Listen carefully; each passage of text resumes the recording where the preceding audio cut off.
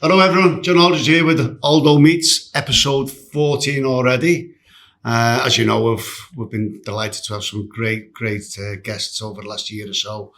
And I've got another one, a special one, in my old mate, Robbie Fowler, who's nicknamed God.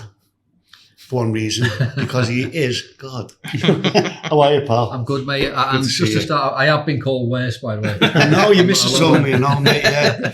And also we got Peter Schriewersmann and James Pearce, obviously the host to join us. Anyway, without any more of that shite, how's the things, Rob? How's the golf? What are you up to? Tell everyone, mate. Yeah, so what am I up to now? Yeah, you know what, just plodding along, trying to get back into football. I mean, you've just said how's the golf. The golf is probably getting worse, if I'm being honest. Yeah. No, that's not true. Yeah, no, it actually is. I actually have gone up, but I mean, my love's footy, and I want to get back into that as soon as possible. And yeah, again, I'm just waiting for an opportunity. Do you know what we've talked over the years, haven't we? I think, like, for whatever reason, Robbie hasn't been given an opportunity. You know, and what he's actually been, and you know, you talk about apprenticeships and learning things, and he's been there all over the place and seen it in different countries and whatever. And it just astounds me that you haven't. I know you might be waiting for the right club, but you know, like a sleeping giant. Obviously, like Rooney's just gone to Plymouth, which is a bit of a sleeping giant. You know, it's you know, but for some reason he hasn't had a little bit of luck, which. I'm not just saying it because he's a friend, that he deserves. You know? Yeah, I mean, can I just obviously just add to that? You know, I'm not waiting for a club, the right club. You know, I'm waiting for a club to say so. You know, I'm not. I don't think I'm too big to go into a club who've got potential. You know, it's not me waiting for suddenly this club is going to go everywhere. I'm waiting for obviously the right club, but you know, it'll be nice to have a conversation. Obviously my route into obviously football management is maybe a lot different. I'm probably the most experienced manager, if that makes sense, because I've had 4 spells overseas. I wanted to go and do overseas because it was sort of taking me from the comfort zone. You know, we hear a lot in this country about people saying, "Oh, you know, he's gone that job and he's not earned the accolades, or he's not earned the right to go manage his club." I want to go abroad and show everyone that I was, you know, willing to go out of my comfort zone, and show people how, you know, how dedicated and how much I wanted to do it. And I think it's sort of backfired on me a little bit because it's that out of sight, out of mind thing. So you know, and. It is what it is, and people can obviously make their own assumptions of why you haven't got here or why you haven't got there. I've tried to get into a few places, obviously none as yet, but my record's been very, very good, you know, and without obviously giving myself a real pat on the back, you know, I've been rightly proud of what I've done and the job I've done at every club I've been at. So again, it's just a case of let's wait for something to crop up, and I'm confident of certainly taking a club into the realms of being successful again, or even growing a club. Well, you've got time on your hands because you're relatively young where managers are concerned. Anyway, you just need that little bit of luck. You know, anyone out there, you know, he's your man. All right. Listen to Aldo. He knows stuff. Robbie, it's coming up to a year since you left Saudi. Is it Al Qadsiya? Is that how you? Qadsiya, yeah. Qadsiya. I mean, you won 6 and drew 2 out of 8 league games. From the outside, it looked like a very strange decision. What exactly went on there? Yeah, I actually thought it was a strange decision, full stop. And look, you know, I don't really know what's gone on behind the scenes in terms of the upper echelons of the club. Yeah. But we had a Spanish sporting director who I just think wanted to go down the route of having a Spanish flavour at the club. So.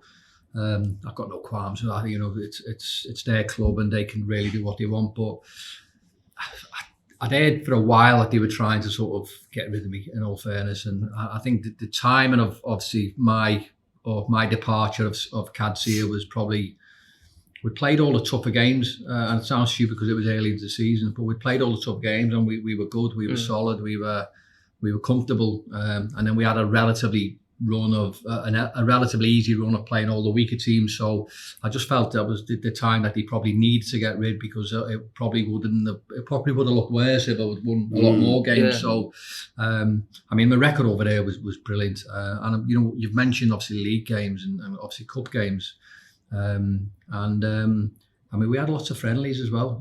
I mean, when we got together in pre-season, it was tough because we didn't have the foreign players per se. We had obviously all the local players, and this was a team that was in they were in the first division of Saudi, and they were close to getting relegated to the second division. So you can imagine the players, and without sounding obviously horrible here or disrespectful, the players probably weren't good enough. And obviously get come in, we have this pre-season, and it was essentially like going for, like you remember going for trials with Liverpool schoolboys where you've got like a clipboard, So I mean, we could have done that with a lot of the players. But we went and we done well in pre-season in terms of getting everyone, galvanising together. We lost a few games in pre-season, which is understandable. But then we started the game, the start of the season, and obviously with international breaks, we'd arrange friendlies, little trips here and there, and we were unbeaten for a long time. Yeah. I mean, my time there was brilliant. I loved the place. Genuinely thought it was brilliant. Did you enjoy living over there? Yeah, I loved it. Yeah. And look, we all understand human rights issues and what people have. I mean, I'm not here for the politics about football, but I was over there to play football or not play football, to manage a football team and do the very best I can do, or I could do. Yeah, and I done that. But the place was okay. It was okay. That there was some good people there. I think there's some sneaky people. But that could be anywhere, as you said. But I mean, I can sort of sit here today and talk about sort of how well I done, how well I done for the club, and obviously the club progressed and won the league. I mean, I had a few chats with the sporting director who wanted to play off, a certain formation, and I was set in the ways I wanted. I don't mean that in an horrible way where I wasn't prepared to listen, because I want to understand the game. I want to understand what people's opinions and views are of how you can play and what you can play.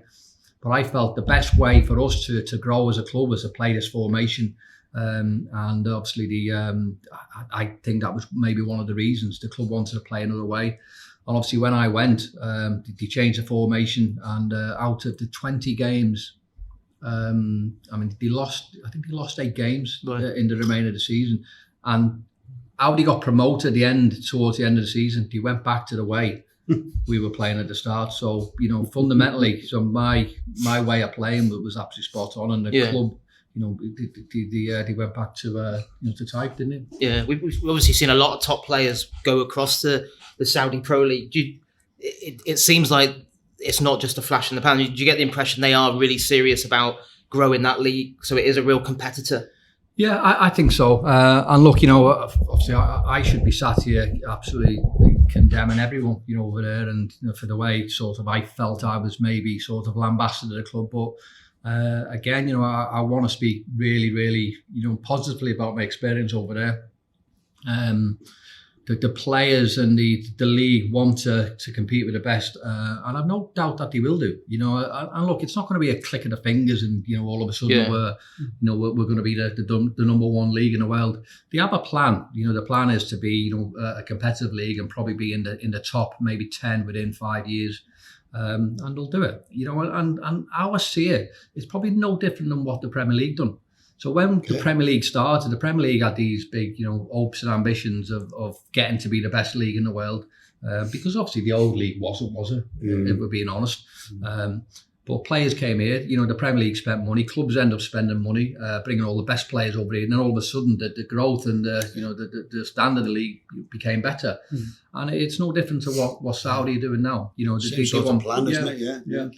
And Robbie, before we move on to some of your earlier managerial destinations, I'm just very curious, how did you find the lifestyle out there? I was lucky enough once to go from Kuwait to Dammam to watch one of Stevie's games.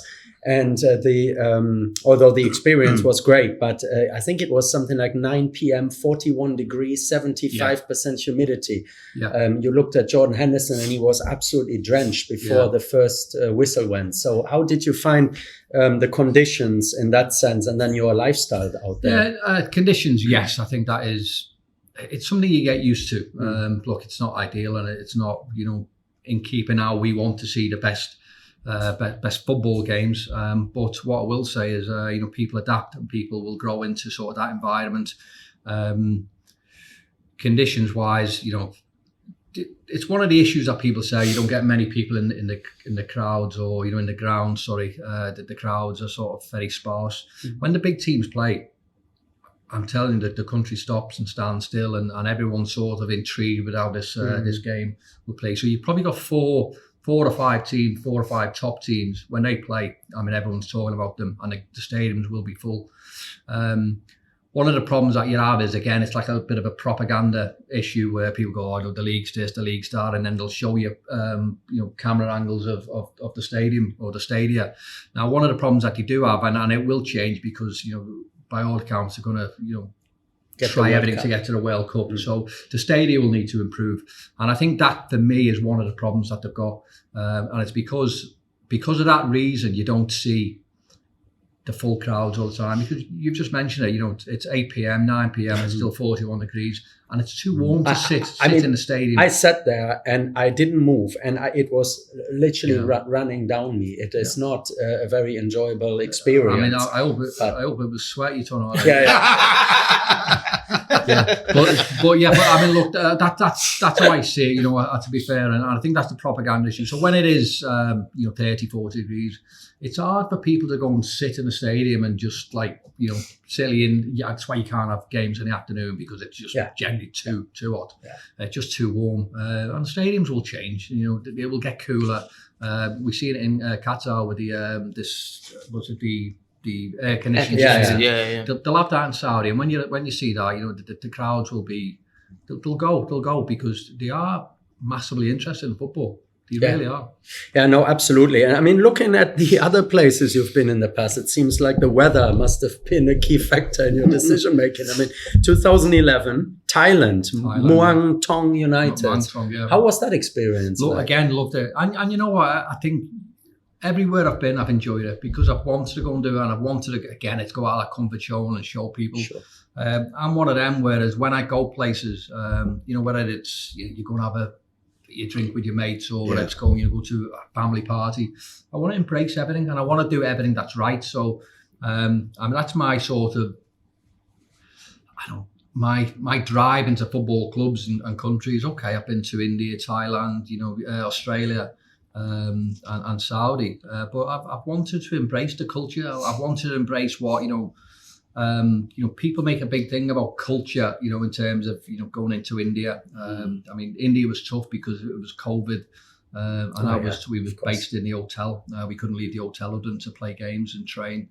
I think we might have to have another podcast to talk about that one, because that is a long story. Can we schedule that today? So in Thailand, the culture is obviously, players are different. We had players who would sleep on the floor because that was what they were used to. Having curry for a pre-match meal, stopping off in temples before games, because that was the culture. But I think what we fundamentally need to remember is football's got a culture as well. So as much as you've got to understand and appreciate their culture, players from whatever country you're at got to understand the culture of football. So as much as we understand and do everything right in terms of trying to be better, listening to them and listening to the culture that people have, but we've got to understand that you've got to listen to coaches, managers, CEOs, chairmen, owners about the culture of football, because ultimately that is the game, isn't it? I'm just thinking, I love curry, but I couldn't see myself having a vindaloo at 12 o'clock before I'm playing Everton.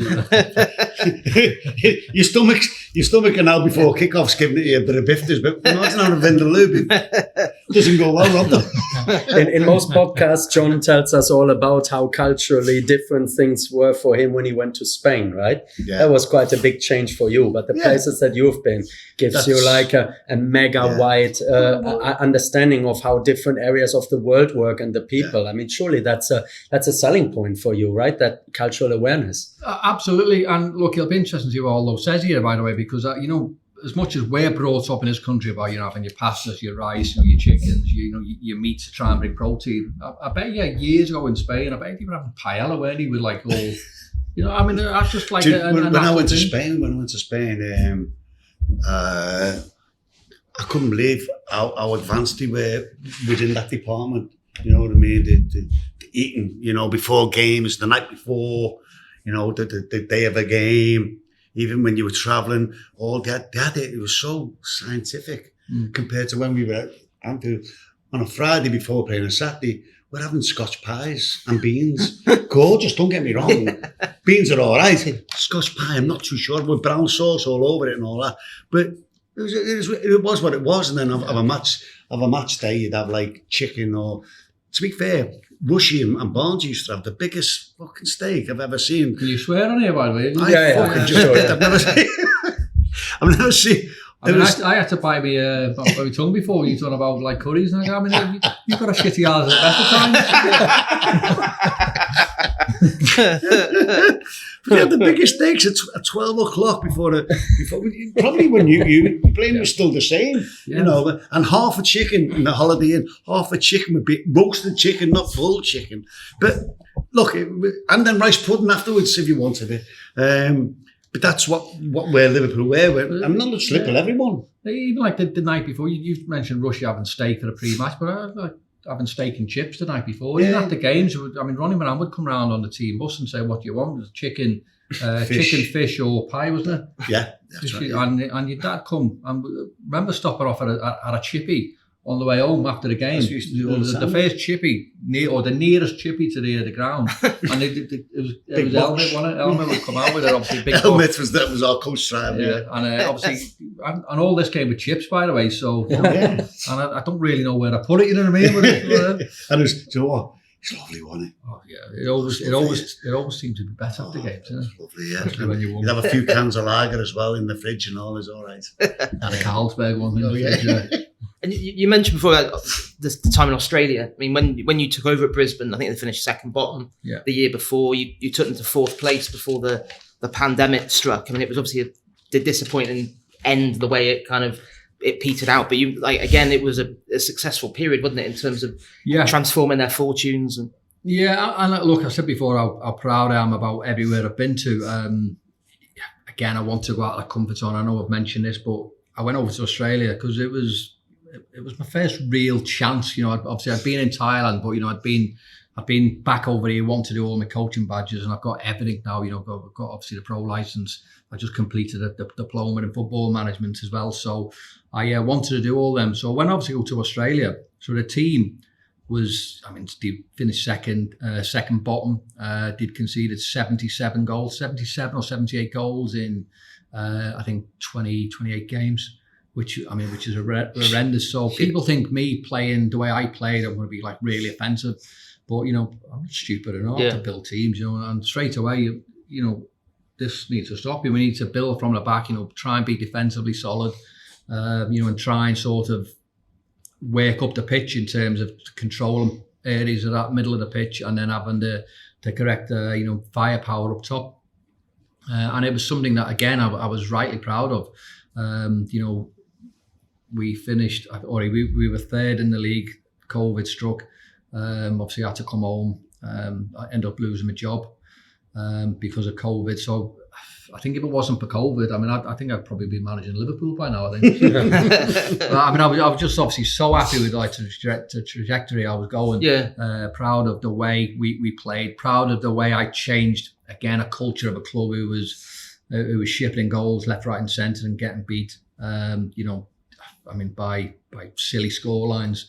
And obviously when I left, we had the most clean sheets. We had obviously the best goalkeeper in the league because he obviously never conceded. Defensively, we were rock solid. And I mean, it's hypothetical, but I think we had probably 3 games to go. I mean, I won manager a month in January and February. February, and I think I was due to get it in March as well, just before the. So you know, we were by far the form team of the league, and again, I mean, who knows what might have happened, but I was confident of us going on to actually win the thing. You mentioned obviously you've done all your coaching badges, you've travelled around the world, got this experience, but a Football League club hasn't given you that opportunity yet. Do you think that is partly? Do you think there's an unfair perception that maybe some football club owners or CEOs have going back to your playing days? Do you think that is maybe? Look, and I can't answer that. You know, I think it's better for other people to answer that.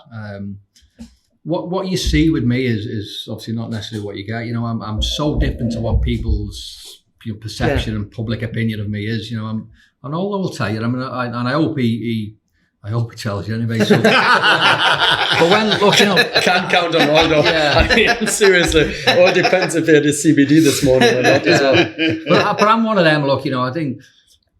Okay, look, I've done stupid things on a football pitch, you know, and obviously celebrated, you know, trying to take the piss out of people.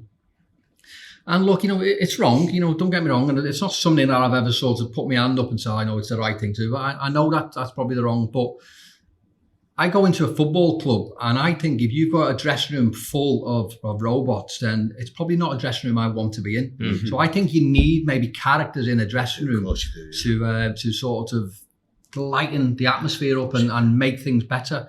You know, if we sort of all here and we're all talking robotic, no one wants to listen. Yeah, but if you're here, you're being honest and you're sort of having a laugh, it drives people together, you know. I think there's more to togetherness. Yeah. And my realms of getting into football was I wanted to be part of a dressing room that, you know, we had a laugh, but we had a laugh in the right way. Yeah. And that's probably what people think of me all the time. You're happy and you're jovial all the time. Yeah. But when it becomes, you know, when it's serious, when you've got to be serious. I mean, there was 100%. There was no one more dedicated than me at doing the right things. And I genuinely will stick by that. So look, again, so I don't know why people haven't took a chance. Yeah. I mean, I'm saying took a chance because, you know, you're not taking a chance. You know, if you get me, then you'll be more than happy because I'm so confident in what I can do. I'm confident of growing clubs. I'm confident of creating the environment where players and even your staff can prosper and grow. And again, you know, I wait, but people's perception, it may be. I don't know the definitive answer. Yeah. Being honest. How does it work when jobs come up, say in, I don't know, League One, League Two? Are you putting your CV in? Is it just word of mouth that you just let someone know that you'd be interested? Yeah, I mean, I haven't got an agent per se, whereas I'll obviously have a group of people, if you like, who'll put me in. And I don't. That might be the wrong thing to do. I don't know. You know, I never had an agent when I was playing. You know, maybe I should go down the route.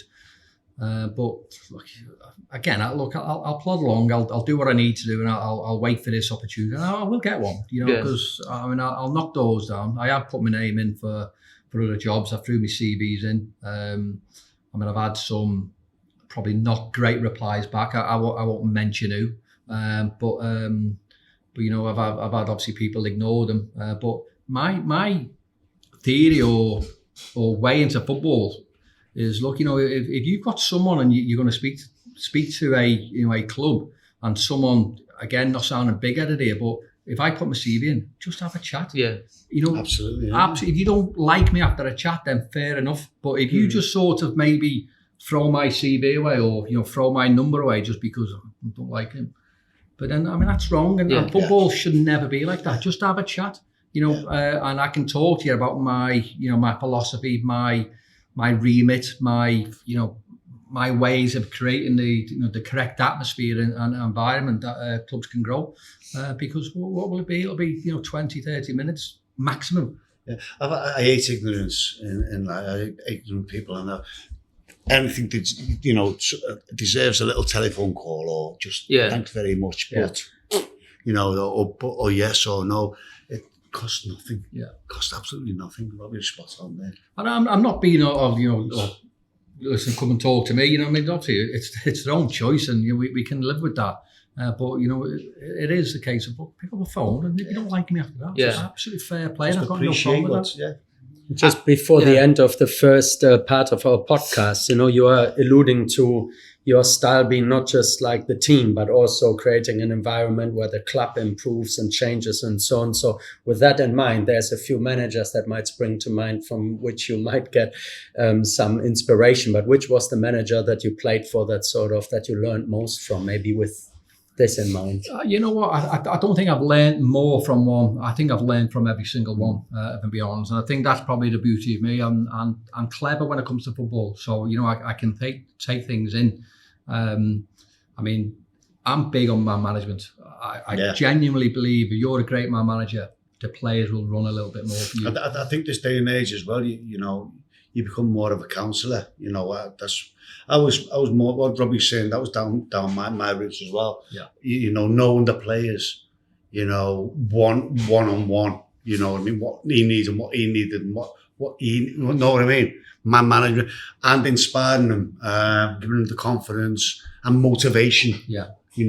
But everything you've said, you're spot on. So carry on. Sorry. Yeah, no. So I'm just talking about obviously my managers I played under. I think, look, I played under managers who were technically brilliant, tactically brilliant, and obviously my management style have been brilliant. Not all of them, admittedly, and not all of them have been tactically brilliant. But I think you could maybe take something from every manager.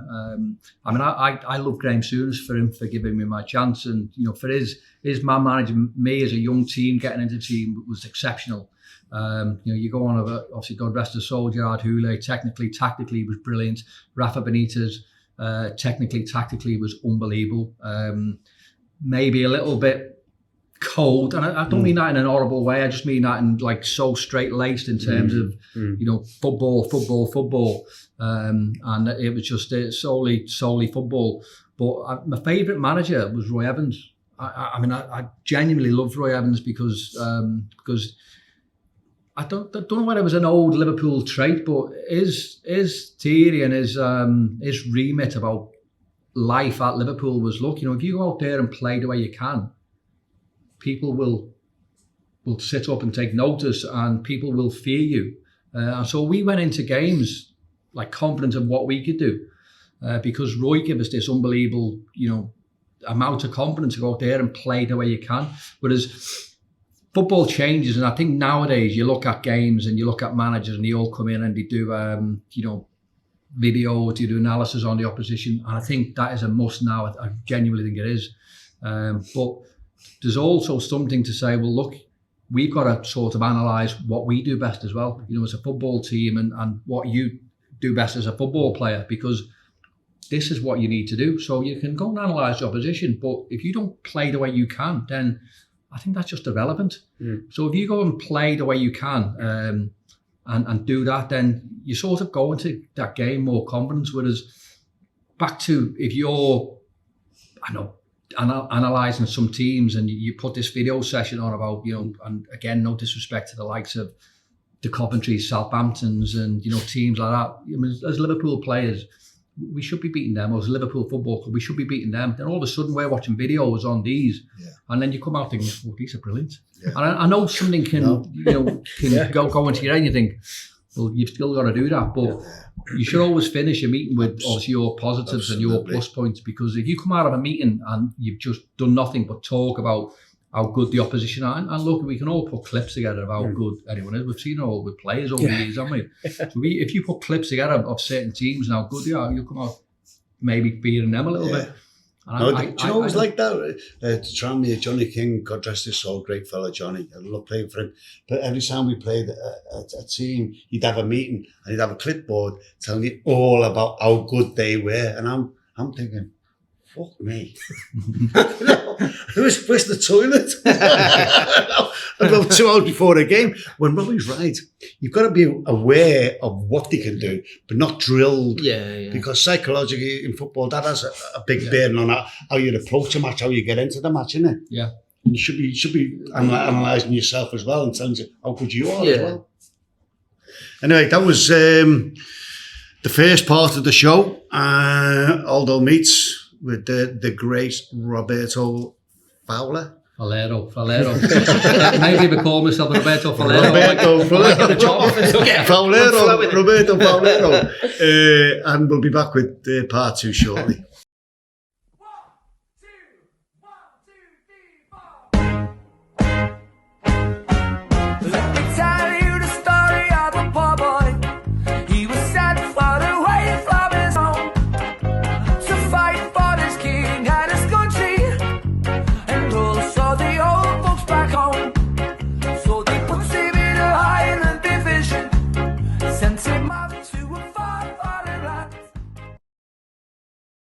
Welcome back to part 2 of Aldo Meets with Peter Schriewersmann.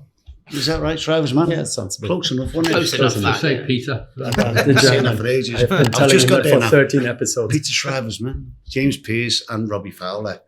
Right, Rob, let's go back to the beginning, mate. I've grown up as a kid in the South End. We're good South Enders, you know, me and Robbie. A couple of miles apart, with Callie and Jimmy Case come from them, but Sammy Leeds. And Toxteth or Dingle. My family came from the Dingle, the old disease. Yep. You just come from the road, didn't you? Yeah, just up the road, yeah. And it's funny actually because when you think of certainly Liverpool lads, I mean Toxteth is literally a mile from the city centre. So yeah. I reckon I'm probably one of the players, not only me obviously, but one of the only players who probably closest to Liverpool city centre. Sammy was up that way. Sammy was a bully, wasn't he? So Sammy would he'd be pretty close. But with Sammy's legs, I mean, it probably took him longer. But yeah, obviously, Callie was the... Callie's from Toxteth. What an absolute superstar. We all love Callie. I love him to death, yeah. But it was also called, that possibly the heartbeat of Liverpool. Dingle and Toxteth over the years. That was the heart of Liverpool. That did. You know that, don't you? No, I didn't, but I do now. My dad told me that. It might have been a bit biased, but no. But it was the heartbeat of Liverpool. But it's funny actually because I think you are maybe like you're a product of where you're from, aren't you? So I think that's probably why. I mean, the likes of Aldo, Sammy, Callie, and even myself. Macca being from obviously the area where he was from as well. You sort of have a little bit of, I don't know, something inside you that sort of drives you to go on and become players. And edge. I think it's the simple fact is that where we're from sort of makes you become this player. And obviously there's more to it than that, but your upbringing definitely, and it's where you're from. You are a product of the environment, aren't you? Mm. But we didn't have it easy, did we? This city, in the 50s, 60s, 70s, but even that's a fight against all everything in the adversity over the years. But yeah, I think it makes you stronger, and sometimes you get a bit of luck, different ways. I went a different way to Robbie. Robbie got the luck he deserved because everyone knew when he was young how good he was. Even I was there, from a distance away when he was like 14, this young lad prodigy, it's going to be something else. And then most of them, unfortunately, fall away. But what Robbie's saying, he had the will to plough on and keep on going and going. Get the breaks, but as soon as you get the break, it doesn't mean that you're going to make it. Then it's up to you, isn't it? That's when things does get something. You've got to grasp it and make it work. Yeah, I mean, I think you're spot on. I think before I left school, I knew I was going to be a professional. Now, to what level I was going to get to, it was entirely up to me. I had a 1-year YTS, which obviously the equivalent of an apprenticeship, and then I signed a 3-year professional. Then it was up to me, but I totally agree with Aldo there. I think you obviously need to have that talent, you need to have that dedication, that sacrifice, but luck plays a huge part. Oh yeah, you've got to have a certain amount. But like when I was growing up, my dad was really clever in various ways. He wasn't a footballer himself, although he told me he wasn't a footballer himself. But like your dad as well was a big inspiration to you, and Rob. Yeah, I think when you sort of look at your career, I think there's always maybe that one person who would probably you'd put above it, other people. Yeah. Don't get me wrong, I think my mum was massively instrumental in helping me become a footballer because, my mum and dad never lived together, split up probably before I was born. And my mum was the one who gave me all the money to go and travel to these games, but I was close to my dad, always close to my dad. But my dad was like, if you want to be a footballer, this is what you got to do. Yeah. And I'd be on the local field, practicing with my left and my right foot, heading My dad was probably my first coach. Now, it's obviously when you get older, you're obviously with teams and you have other coaches, but my dad was always made that coach who drove you on and drives you on to be sort of better every single day. Don't get me wrong, I think you've got to have something within you to want to go and do that as well, because, let's be honest, if you don't want to do it, you don't do it, do you? But as much as, I want to do it, I think you still need someone to sort of give you that little bit of drive. Oh, yeah. So, obviously, you was never Evertonian. Probably that's your dad, from your dad. You follow your dad, you know what I mean? But did you used to go to the Everton games? Yeah, I mean, sort of mid to late 80s. I mean, I was at the game all the time. And who was your favourite players? My favourite players were Trevor Stephen and Graham Sharp.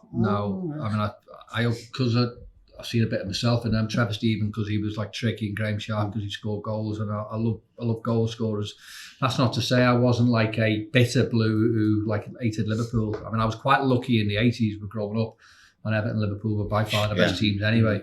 So I sort of always appreciated Liverpool, and I always obviously appreciated yourself and Rushy for the goals that you scored. I mean, I know you were obviously late 80s and but Rushy, scoring goals as well. I was always massively in awe of the goals that he scored as well.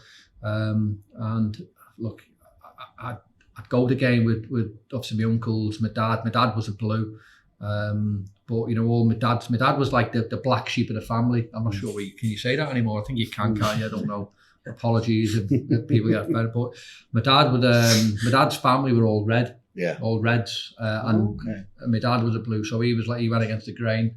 But all my mum's side of the family are all blues and still all blues. So I went a few years without speaking to them, or they went a few years without speaking to me. But you're right, because in the 70s and 80s it was a friendly rivalry. Unfortunately, the younger people are just more embittered now. Obviously, we know that. But yeah, did you go to away games as well? No. I mean, I went to like cup games, obviously semi-finals and finals, but never really away games. I mean, I go to Goodison whenever I could, really. But when you signed for Liverpool, did you still go to Goodison? When I was signed as a professional, or when I was younger, I mean, look, you've got to remember I was at Liverpool for when I was 11. So then I was gradually changing as well. Then how I signed for Liverpool was a scout called Jim Aspinall, who sadly no longer with us. He was instrumental in getting me to go to Liverpool. I knew I was an Everton fan, and Jim's oppo, if you like, was a fella called Sid Benson, who was like the Everton scout, who's again, he's sadly no longer with us. Lovely fellas, both of them. But Jim was the first one who come up to me, and I'd like to think I've always had a little bit of loyalty. And because Jim was the first one, I went, I'm going to go there. And people might have thought, you're never supporters, so why don't you go to them? And I went to Liverpool from when I was 11. You get to 14, and then you become an age where you've got to sign schoolboy forms. And Everton were desperate to get me. But I was happy at Liverpool. I was comfortable at Liverpool. Steve Ivey, Hugh McCauley, Dave Shannon were probably the only coaches that we had. So before Steve, there was a fella called Mal Cook. And obviously Steve, I mean, I don't know how they did it, to be fair. I mean, they mustn't have had families themselves, because every time there was anything football related, they were at. Was Melwood, or we trained at the Fern Sangstead as well. So I mean, they were instrumental in sort of me staying at Liverpool as well, because they were so good, and they were so like friendly in terms of trying to get the best out of you. I mean, I never really wanted to go anywhere else. So once Everton were trying to obviously sign me again, I was at Liverpool, so I was going nowhere. I genuinely started liking Liverpool from when I was maybe 10, 11. But I would go to the Everton games, probably up till about 14, 15. And then I've proven to make the right choice, haven't I? Good decision. I mean, look, good decision. And then played Fulham, didn't you? I think of my lad now. So my lad's 18 now. He's been to FA Cup finals, League Cup finals, European Cup finals, UEFA Cup finals. I mean, if we've seen us win the Premier League. Yeah. I mean, if I was an Everton fan, and I had a lad, he'd be It's true though, isn't it? First round Carabao Cup at a push. Second. I mean, I don't think he'd be too happy with me. So I mean, I genuinely know I made the right choice anyway. You mentioned that game against Fulham, your debut, September 1993. You score in that first leg against Fulham, then you then get 5 in the second leg. Yeah. Anfield, like, was there any sense of nerves at all? Did you just instantly feel like you just belonged to that level? Yeah, no, I did. I mean, I genuinely never played a lot of reserve games, you know. So I was maybe playing the B team and the A team. I probably had, I mean, someone might prove me wrong here, but I didn't even have a full season playing the reserves. I think I reckon I played probably about 10, 15 games only for the reserves. And, you know what, I just felt comfortable. I felt confident. And I think that's the, you know, without being big-headed, I was always confident. And I was always probably a little bit of a cheeky chap, which probably helps with the confidence as well. So you've got so much in common with me and you, haven't you? I know. And look, that's the way football is. I think if you're confident, I think obviously you need a little bit of talent as well. Yeah. But if you've got that talent with the confidence, then you can go on. So you just mentioned Fulham. I'd been in and around the first team for a long time before I made my debut. I mean, not too many people know that the first year of the Premier League, the last game of the season, we played Tottenham. I was sub in the last game of the season. We won 6-2. And this sounds ridiculous, but it was a close 6-2. Only for the fact is that it was 3-2 with like 5 minutes to go. And it was like, you know, I think it was only 2 subs. I think it was myself and Tobin Picnic were subs, and Graham Souness never put me on. And I'm glad he never put me on because I probably wasn't ready. I mean, I was the size that I was tiny, you know, I was really thin. Made up for it since, obviously. But yeah, I mean, look, I made my debut. I travelled, obviously, with a team, a lot of league games. Made my debut in the Cup away, and done really, really well. So I know you've mentioned I scored, but I also had an hand in the other 2 goals. Kept my place for the game. Kept my place for the game against Chelsea on the Saturday. We lost 1-0. But one of the games, which, you know, you mentioned, was the second leg. Obviously 5-0 win, scoring 5 goals. I mean, for a young kid to do that, and it probably really never resonated or stuck with me until I'd finished my career. And I think that was my first game as a professional at Anfield. My first game, you know, at Anfield as a professional for Liverpool, scoring 5 goals as an 18-year-old. I mean, it's ridiculous, isn't it? I mean, I will pat myself in the back, because to do that as an 18-year-old in a first-class game, I think it's phenomenal. It's to have the mentality to do it as well. The ability, but to have the mentality to go out and do it. Yeah, absolutely. And as you say, great Graham Souness seen that. You've got to give him credit for seeing and managing and nurturing Robbie in the right manner to get him off and running. Getting the right time to put you in, isn't it? Yeah, I know. But can we go back to scoring 5? But I mean, look, again, it's phenomenal when you sort of think back, and you know, imagine nowadays with like social media and you know, obviously the way the world is now, the modern world. Imagine an 18-year-old kid coming on and scoring 5 goals, you know, at Anfield. No, you're right, no, spot on, I mean, wow. You know, it's and then of course we've just gone past the 30th anniversary of your hat trick against Arsenal. It's still the best one though. It is that one. Is that well better. 6 minutes was it? 6. 4 minutes. 4 minutes. 4 minutes 33 seconds. Oh, that was mine. 6 minutes against Ipswich. And as you said, it stood for 20 odd years until Sadio Mane had the cheek to beat it. Yeah, I know. Oh. I mean, I love Sadio. For Southampton. He done it in like 2 minutes 55, didn't he? So, I mean, he absolutely didn't just beat it. He absolutely I still think mine was better. and I'm not even messing you, by the way. I'm genuinely serious. I mean, I love Sadio. I think, the player he was for Liverpool, phenomenal player. I love him to bits. And I actually said to him mine was better because mine was against an Arsenal side that consisted of 5 England internationals, obviously 4 defenders and the goalkeeper, whereas was against a very, very poor, at the time, Aston Villa. So I think the game... It's still your record, really. Might as well. I think they won the game 8 something, or 7-1, or something stupid, whereas mine was against... I can't even remember Sadio. There you go. See, that's how memorable it is. I rest my case. I actually, my quickest one was we were getting beat 3-0 by Ipswich at Oxford, and I scored a hat trick in 6 minutes. I think it was 6 minutes, That was my quickest, but it's only Ipswich, wasn't Arsenal. Yeah.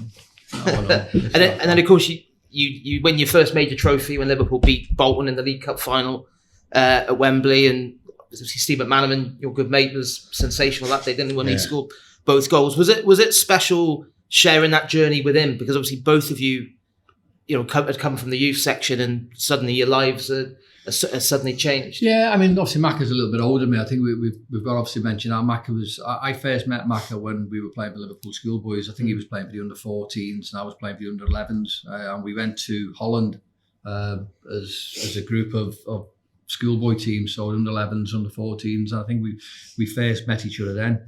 But when you talk about players coming through systems and someone who you look up to, I suppose I always looked up to Macca because I always seen how good he was, and he, Aldo mentioned before about people were talking about me scoring goals and being this player, but Macca was someone I knew about before he knew me because of the brilliance that he was.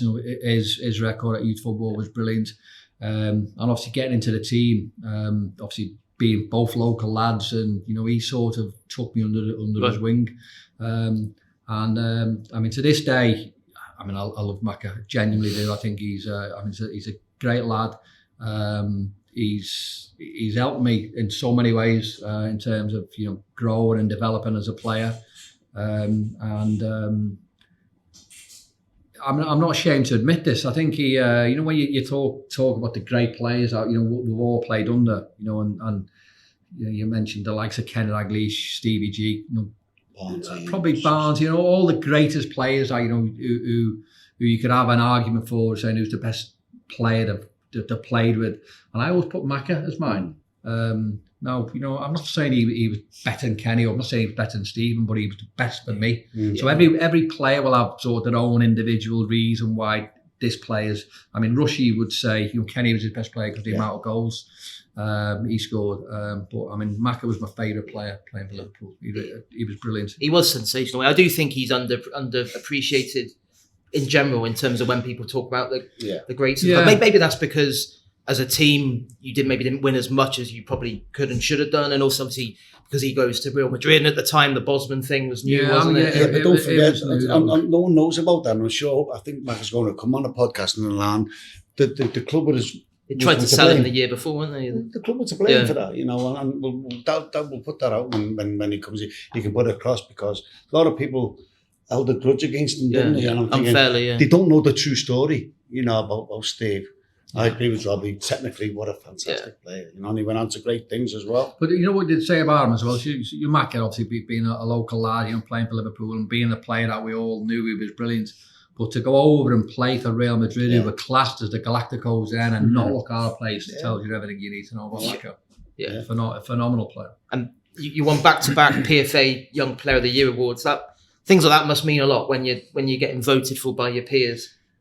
Yeah, but you know what? I don't think of it. It's brilliant, but I'm probably more disappointed I never won it the third time. Right. Because I mean, you think, and you're proud, and quite rightly so, of of your achievements, and and what you did to sort of to get these awards.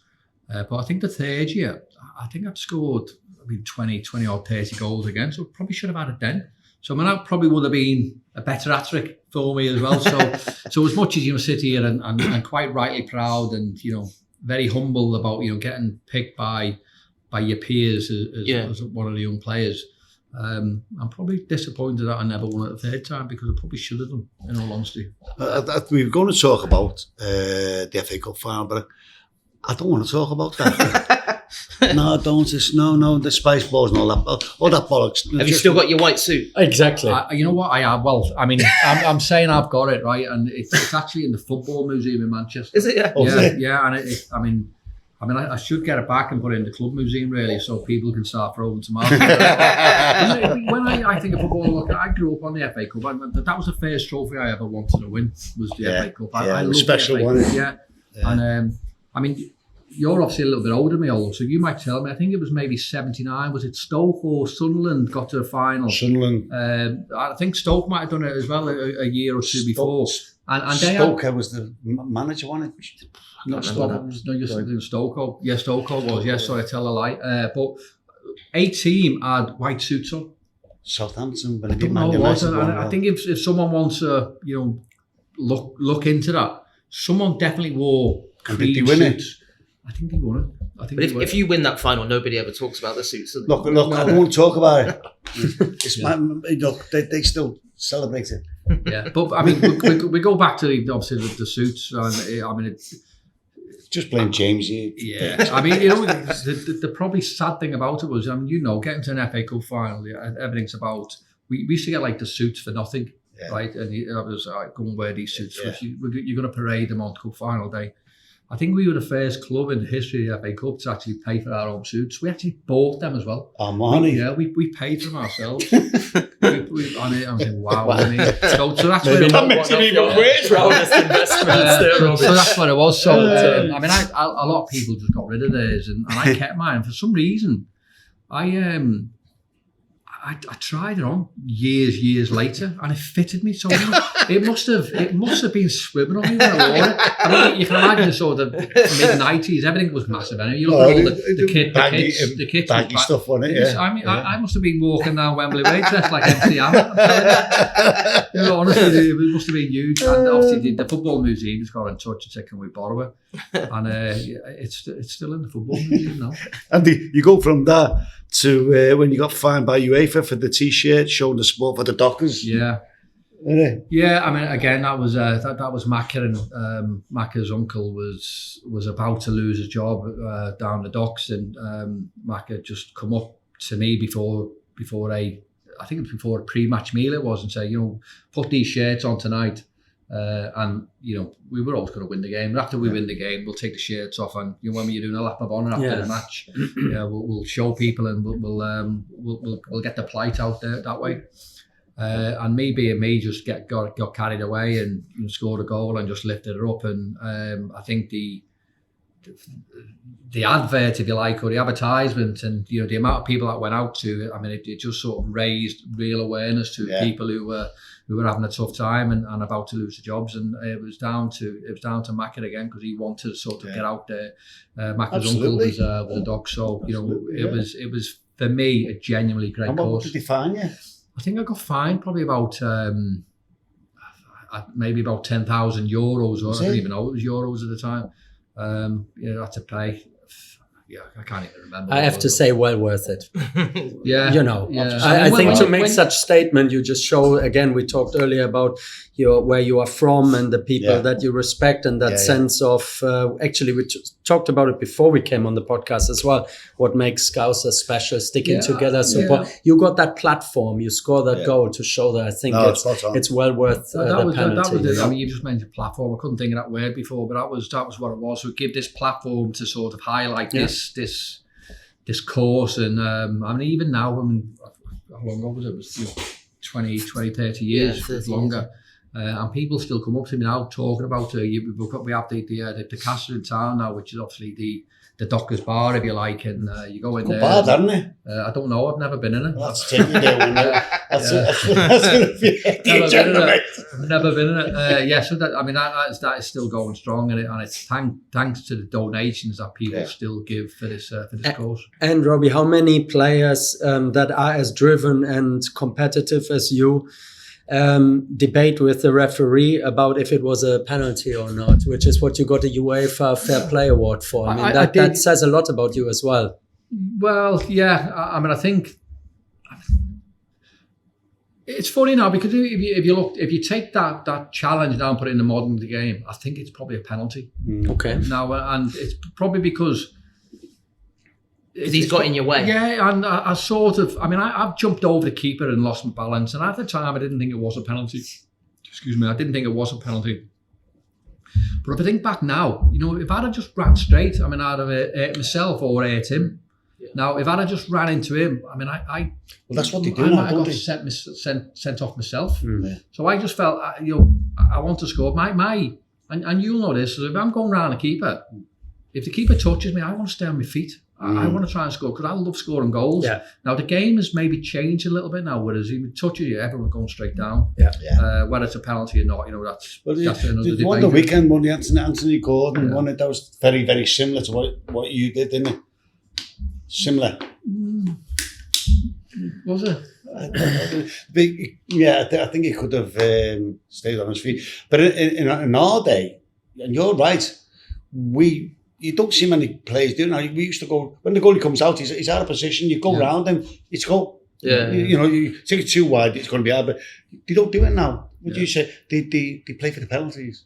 Don't they? Yeah, I just wanted to score. And look, at the time, going back to that, I didn't think it was a penalty. And I don't, maybe I just thought, England international and England teammate David Seaver, I probably didn't want him to get sent off. So I think that was maybe what I was doing that for as well. Not a penalty, but it was also the fact is don't send them off type of thing. You know what I mean? That's so and obviously David Seaver's a lot bigger than me, so he'd kick me head in, wouldn't he? And then you had that strange period where Houllier and Evans were joint managers. That must have been strange from a player's perspective when you didn't really know exactly who was in charge. Yeah, and look, I think if we sort of look back now, and a club the size of Liverpool should never have been in that position where you've got joint managers. And I sort of felt for Roy Evans probably more than anyone, because if you take what Roy done, and he was probably when you think of Liverpool and the history of what they've won, what they've achieved, Roy Evans, because he never won what the ex-managers have won and the ex-coaches, he was sort of laughed at is the wrong word. I can't think what word. I mean, I just think he probably didn't get the accolades he could have done, because I mean, we finished second, third, second, and for a club who were relatively struggling and trying to get back to where where the club once was. I mean, it's probably a great record. Yeah. Now you look at the modern football now, and you think of managers who finish in second, third. I mean, they're all like lauded and brilliant, what a job. But the job Roy Evans done, we thought was brilliant, but it was maybe maybe guilty of maybe Liverpool's. That's it. Honours of the past. That's exactly what it is. That's sort of what sort of. That's exactly. The expectations were so high. And there was some really good teams knocking about in that era.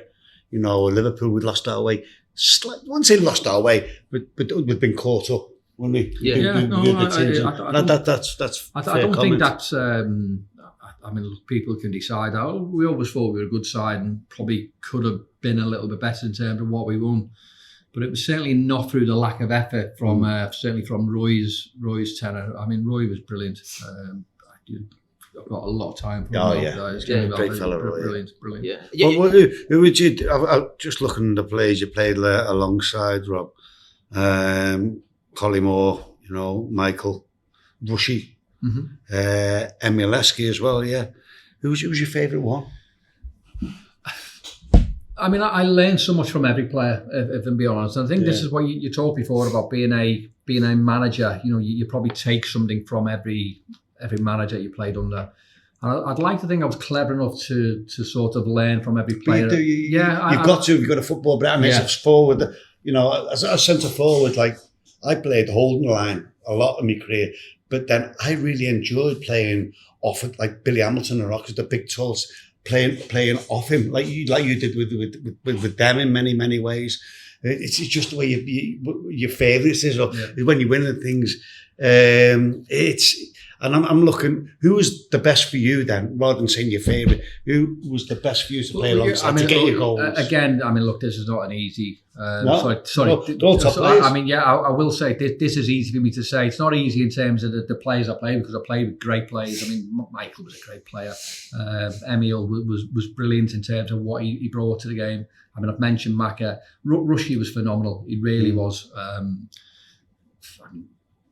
I mean, I know I'm saying this in front of you, but he probably is Liverpool's greatest goal scorer. We know that, we're not stupid enough to admit that, or not admit that. But for me, the best player I played with, my best partner was Stan Collymore. Now, he wasn't the best player I played with, but all I was just mentioned, his best partner was someone who he scored goals with.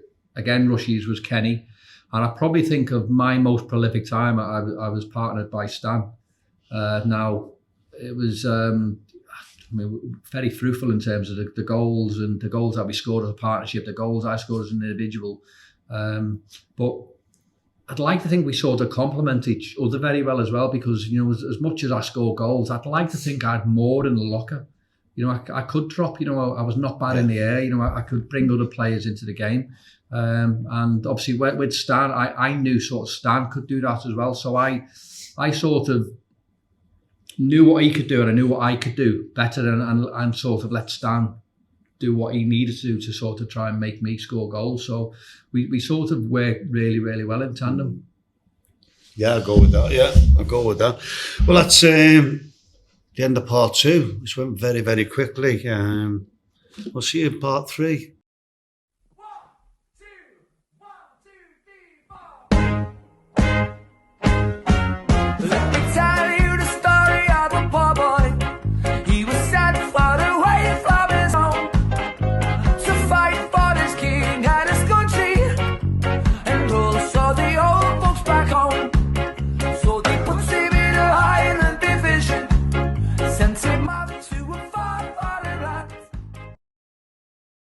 Robbie, let's talk about the treble-winning season of 2001. It started off the first of the 3, the League Cup final against Birmingham City. You must have great memories of that day. Must be up there with one of the best goals you scored, that opener, and then you're obviously captain as well. You hold your nerve in the shootout. Talk us through that. Yeah, I mean, really, really fond memories of obviously that year, and I think obviously that particular game, that was maybe the catalyst of us growing and knowing that we could compete.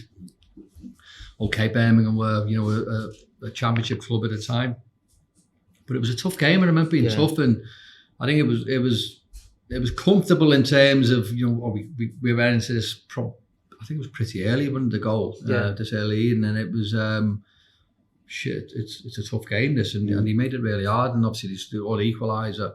Late in the game, arguments that he probably could have had a penalty as well, another penalty, but it goes to penalties, and we end up winning the game. But I think that was a real catalyst for the season. Going on to achieve what we did, by professional footballing standards, to play every conceivable game that year that we could have done was a massive achievement. I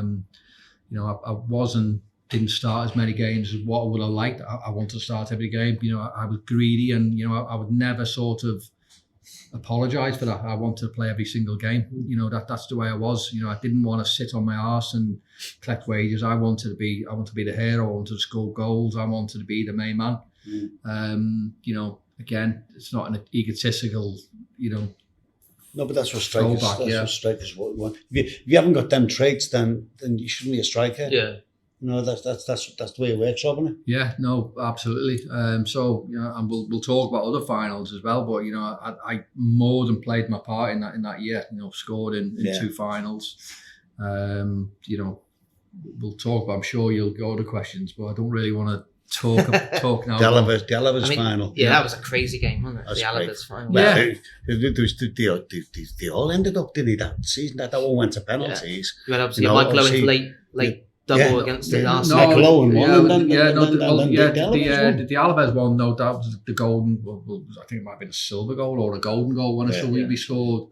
I mean, they had 2 men sent off, so I think we were always going to win that game. Yeah, because they were just like sort of defending. I mean, they were definitely playing for penalties. But obviously it was the own goal. That's probably one of the things I'm probably disappointed about, in my career as well. We spoke before about you wanting to be. You probably want to be the factor, whereas you wanted to change something. You want to be talked about in the history of the club, right? So the Birmingham Cup final, right? We're in 1-0, equalised, so that's me chalked off for being the hero for that one. The Alaves one, scored, they equalised in the last minute, so that's another probably moment of hero-ness taken away from me. This is how forwards think, strikers in spot. I love it. I mean, I even think back to penalty. I mean, England Euro '96. I was down to take the 5th penalty against Spain. I would have been the hero there. Champions League semi-final. I was down to take the 5th penalty. Then against Chelsea. Against Chelsea, yeah. I want to be the hero for that one as well. So I think it's probably just typical of my Liverpool career. Just always being that little bit part player. And then, of course, within 7 or 8 months of the treble, you end up moving on to Leeds. Was that a difficult period? Because you've been associated with the club for so long. I mean, it was a horrendous period, in all honesty, because, again, no disrespect to Leeds, but I never really wanted to leave the club. I mean, it was my decision to leave in the end, but I felt as I was forced to leave because I knew I was sort of pissing into the wind. I knew what was happening. The club had tried to sell me a few times. I mean, Aston Villa tried to buy me. I think the club had accepted. Was that Ron Atkinson then? Was it? I don't know. I don't know actually. I think it might have been Brian Little. I think. Right. I don't know. Chelsea tried to sign me. Now I was sat at my mate's house one night and I gets a phone call from Gianluca Vialli, and he said obviously the club have agreed a fee and when can you come down and speak to us? And I went to, I said, I have to speak to the club. I said, I didn't know what was for sale. He went, yeah, we've got an affidavit from the club. So that was, I knew the club were trying to sell me. So then, it probably kills you to sort of admit that because you always want to be, if I had a choice, I'd have been a Liverpool player for life. Yeah. But you feel, Rob. There's no things are happening behind the scenes where you're not going to be part of the plans, and I just knew that I probably needed to go for my own sanity, if you like. Yeah. And Leeds came in, and I went, you know what, I think I'm best going just for my own sanity. And in a way, big club Leeds. Yeah, I mean Leeds was brilliant, genuinely was, and in a way, so I'm glad I left though because I got to appreciate Liverpool a bit more. Right. And it sounds stupid because, I've been at Liverpool from when I was 11, go through B teams, A teams, reserve teams, first teams. And then, I never knew what anything else was like. So when you go and play, and Leeds was a big club. Leeds was genuinely a big club, but not as big as Liverpool. No. Obviously, then I went to Man City. Man City is obviously not the Man City we see today, but I enjoyed my time at Man City. Not at first, admittedly, because I took my time to sort of get going. Probably because I didn't really want to leave Leeds, if I'm being honest. But Leeds was, it was probably at the time, a bit of a basket case of a club, whereas, they were falling apart, weren't they? Yeah. So, and I was obviously one of the big wage earners, and the club needed me gone, so I went to City. So again, I felt as though I was forced to leave Leeds to go to Man City. Didn't enjoy it there at the start, but got to really enjoy it. And there was great people at that club. There really was, and I ended up going back to Liverpool. And that was probably the best thing that ever happened to me because we speak about winning trophies, scoring goals, playing everything, doing everything for Liverpool is the be all and end all for me. But getting the chance to re-sign for Liverpool, that was my best football moment. So you never envisaged that would happen. No, you think it's all over. Yeah, absolutely. You think, don't you? You'll never get a chance you never get a chance again. But I'm glad I did because I got to appreciate Liverpool a bit more. Yeah, and I got so obviously got 4 kids, and my 3 daughters had all seen me play for Liverpool. Yeah, and then obviously my lad who was born in 2006. He won't remember, but he got to see me in a Liverpool shirt as well. So that's one thing I'm proud of as well. That all my family have seen me represent Liverpool, which is for me which is brilliant. Yeah, and playing for Rafa Benitez, how did that compare to say Houllier or Evans or Souness that you played for previously? Rafa was, again, I mentioned before with Rafa, technically, tactically was brilliant. I remember once Sammy Lee, he gave us like a DVD, and he said we dropped this off at Rafa's because Rafa lived near me, and it was around Christmas time, and I dropped it into Rafa's house, and I think Rafa's family were back in Spain. Did you watch it beforehand?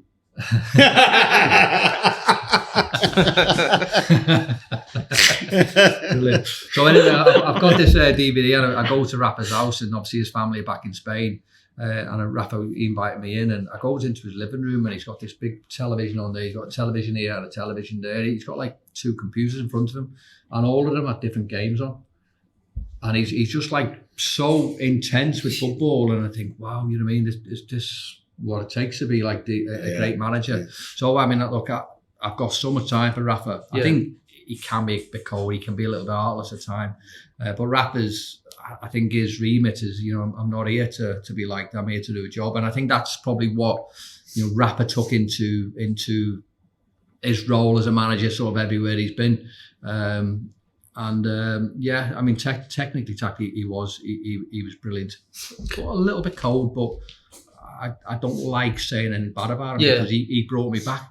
And I sort of knew, I knew my place this time at Liverpool. I genuinely knew what was happening. I knew I wasn't going to play games, but I'd like to think my goals for games was probably better in my second spell than the first one. That sounds a bit stupid, but I'm glad you're going on about that, because I'm just looking. You scored 183 goals in 369 games for Liverpool, which is very good.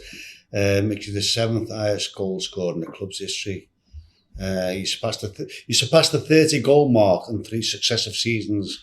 Midnight. That's brilliant. That's when I should have won the PFA 3 times. You had to pick one of them goals. Which would be your favourite? And that's hard. I know that's really tough. I mean, it's incredibly hard, to be fair, but it's. Look, I suppose being a Liverpool player, right? I think any goal against Everton or Man United is always probably up there, and you would probably rank them. But you've mentioned the treble season, and I always think of the last game of the season against Charlton. Yeah, and I always think that is probably my best one. Yeah. Not because it was an unbelievable goal, but I think it was what it meant. The lob, wasn't it? Yeah, I mean, it was an overhead kick, but it wasn't like a Pele overhead kick. It was like a measured overhead kick. But I don't think it was like brilliant in terms of like an individual goal, but I think it was brilliant in terms of what it was for the club. Yeah. We won all the trophies. We won the League Cup, the UEFA Cup, and the FA Cup. But the club hadn't been in the Champions League for a number of years, and we needed to win this last game of the season. And I remember the first half against Charlton. I think we were dire. Now I think it was because we'd had obviously the week before the FA Cup final. Midweek was the UEFA Cup. And then obviously the last game. Saturday, no, I think it was a Sunday. I was in Dublin. We watched that in Dublin. I think it might be wrong anyway. So that was the last game of the season. We needed to win that. Yeah, it would have been a Sunday, right? Yeah, and I think first half we were dire, genuinely, and then second half we sort of started a little bit better, and this goal was like the catalyst of ended up like winning this game 4-0. But that goal was probably my favourite one because of what it meant for the club, getting us back where I think we belonged. Yeah. Robbie, some of our listeners, they don't have anywhere near the insight that you have in terms of, you mentioned earlier, you went from Liverpool to Leeds to City. Granted, City wasn't the City that it is today, but Leeds was a big club. But what and you said yourself, you didn't know anything else but Liverpool, and then you went to Leeds. What would you say to listeners that don't have, and viewers that don't have the insight? Like, what is the difference during that era between Liverpool and Leeds, apart from trophies won and stuff? But like day-to-day logistics, maybe the training ground, I don't know. Yeah, how did it? I think there's a little bit of everything, to be honest. And, I would never be disrespectful to any club that I've played for in the past. And, that's just not what I'm about. Well, Leeds was a big club, but we know the history, we know tradition of Liverpool, and we all know and we all think it's bigger. And I know it's bigger because I've been to other clubs, and Aldo will tell you he's been to other clubs, and you probably appreciate Liverpool a bit more because you've been to other clubs and you know what they're like. So I mean, it might be the infrastructure, it might be the grounds, it might be the state, it might be the training ground, it might be people within the system set up, the hierarchy, if you like, of the CEOs. But Liverpool always felt bigger. I mean, I don't really know the definitive answer, but it's just something that we sort of ourselves pride ourselves on. We always want to play for big clubs. We always want to do that. We always want to be successful at the biggest club. And I always thought Liverpool were a massive club, and it's probably because of the upbringing, certainly in the 80s. I mean, I know Liverpool won stuff in decades before that, but certainly in my era, growing up watching football, Liverpool were instrumental in winning trophies. Liverpool were always classed as a big club, and they are a big club. But my take on that is I never knew anywhere else. I'd only ever been at Liverpool, so don't take this the wrong way by any means, but I maybe took it for granted. I genuinely might take it a little bit for granted because I didn't know anywhere else. And you probably appreciate it more when you go and see other places. And I hope that doesn't come across as crass. And I know there's far bigger supporters than me out there. But I mean, you've got to remember, don't get me wrong, I loved it, but I'm there to try and do a job, and I tried to do that job the very best I could. I always wanted to be successful, but I didn't know anywhere else. Didn't know anything different. Got a couple of ones to finish on, Rob. Who's the toughest defender that you think you faced? You know what? I get asked this quite a lot, to be honest, and I don't really know the answer. Only for the simple fact is I mentioned before about how confident I was, and I'm always one of them. I'll go into the game and I wasn't fazed by playing against anyone. I think if you go into and you'll notice, although if you go into a game and you're worried about coming up against a centre half, then I think that has an adverse effect on your game. I never, don't get me wrong, I played against great players. I mean, I mentioned before the Arsenal back four, great Man United pairings of Steve Bruce, Pallister. Yeah, I would have done, but probably when he was coming towards the end of his career. I mean, the likes of Tony Adams, Steve Bold, Tony Adams, Martin Keown, all great players. So I always give I always give pairings a nod as opposed to individuals, because if you're up against an individual and you sort of fear them, or I wouldn't ever say individuals, but pairings or maybe teams in certain stadiums. Again, I just wasn't fazed by playing against anyone. In fact, when you played against bigger teams or in big stadiums, I loved it. I mean, I wanted to do better, so I wasn't worried about anyone who would come up against. I mean, you can answer this as well. We're probably played against some of the great centre halves in training every single day. For the teams that we played for. So I always mention that as well. You don't. Like Alan Hansen, obviously. And just to finish on, you've done a hell of a lot in your career, wherever you've been, whatever you've gone, international scene. What are you most proud of? I mean, I don't know. Give us more of a definitive question. Was it the first time you pulled on a Liverpool shirt? Was it when you scored the 5 against Fulham, or when you won the cups that you won? A certain moment. What means the most to you? That I mean, look, it's hard, isn't it? Yeah, away from football, it's obviously your family, and I know that's maybe a cliche answer, but that will always be the number one. The older you get, you realise that, And I don't think anyone would hold that against me. From a playing point of view, I've just mentioned before about going back to Liverpool. My last game of the season, my last game of me being a Liverpool shirt, doing a lap of honour. I mean, that was brilliant for all probably the wrong reasons, because I think if the club had said to me, I was only probably 31, so you'd like to think I had a few more years left of me. But if the club had said to me, just stay and coach the kids or go, we want you to be a reserve manager, I'd have done that. I'd have packed everything else in and just done, I'd do that, because that was what Liverpool was. So I was always a little bit peeved off with that, to be fair. Never sort of got the chance. I know Alex Inglethorpe now is brilliant with obviously myself and a lot of the other ex-players coming to the academy. But I would have loved at the time for someone to say that. I couldn't come in, because I would have, because we were built on the boot room tradition. So I maybe a little bit peeved off. I wasn't maybe asked to come in, through that system that way. So I had to go away and do my own things. But I know that could happen in the future. Maybe, but I know I've gone off topic there. But I think what I'm proud of is the fact is that when I done that lap of honour with all my family, walking around with my little boy in my arms, that's probably my proudest moment as a Liverpool fan, because I got to appreciate what the Liverpool fans appreciated, and I loved that. I mean, I go back to obviously my second time when I signed Liverpool, being sub and coming on. I mean, the noise and the rapturous applause I got was brilliant. But in a sad sort of way, my last game doing that lap of honour was incredible. It really was. And I mean, it wasn't the bit where we see now where you get like... lump in your throat, mate. But we see now all the players go who are here for 2 minutes and they get like a big shirt. I was just walking around. Thanks for coming. Well, I've got to end on that to be quite funny, but we're going to give our famous quiz to Robbie now. Should I be worried here? Or I am a little bit. I think you'll be quite good at this. But who's winning at the moment? We've got 2 with 5, haven't we? Still Lucas, no? Yeah. And didn't Alan Kennedy get 5 out of 6? It's got to be a fix if you get that. James was very kind with him on a couple of questions. Do you know why? You know why 6 questions, don't you? Yeah. Do you know why it's 6 questions? Yeah, well, it's obviously the European Cups. Isn't it? Well, see, that's the first one. No, James is the quiz master. So. Oh, shit, got cramped.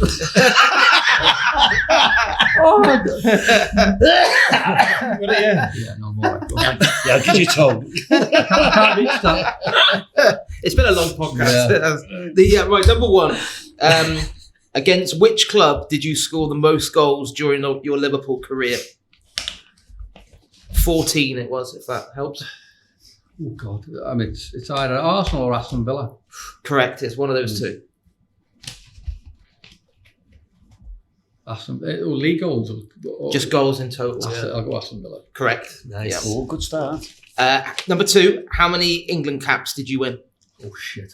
You shouldn't. Do you want multiple choice? Oh no, it's either 26 or 27. Correct. Correct. Shit. 26. Correct. Nice. Right. On to number 3. 2 out of 2. You're 7th on the all-time list of Liverpool goal scorers. Who is just above you in 6th place? So you got 183. This guy got 186. It's Steve, you know. Correct. Yeah. Number 4. Fucking hell, he got 3 out of 3. Honestly. How many times were you sent off for Liverpool? Oh. I didn't even know that. Twice. Correct. Jesus. I I think we're onto something. He's flying. Bolton and Everton. Number No 5. extra point for that one, no. Who did you come on for against Alaves in the 2001 UEFA Cup final? Oh, God, you threw me there. I was hoping you were going to say who to come on for in the in my first game back. I think I've come on. Right, Alaves. I think if you get this one, I think you might get the 6 out of 6 the first one, mate. You know, I think you might know. I mean, you want to give us a clue for that one? I think Too much at stake. No, there's too much at stake. You know. I mean, before when we talked about coming on again, that's not happening now. Like, if there's too much at stake, you know what I mean? I mean, you've got to like. Can we come back to that? Sure. Go on, okay, yeah, right. go ahead then. And the number 6 is, against which club did you score your last goal for Liverpool? Oh, that's Sheffield United. Correct. Oh, no, So this is for the to be crowned. no one's the ever king. got 6 out of 6. Oh, well, listen, I'm going to be top, aren't I, on Countback? First ever 6 out of 6 at stake. There's only a couple that it can be, really, 3. I've got MLS in my head. I think it's Emileski, but No, it's not. What? It is. What are you doing? 6 out of 6. Well done. 6 out of 6. Well done. Top. Well, that's the end of the podcast. It's been brilliant. Great to see you, pal. pleasure, mate. Thank you for coming on, Robbie. Pleasure, thank you. Great to see you, pal. Brilliant. Cheers, Thank you James. very much. Brilliant. Cheers, everyone.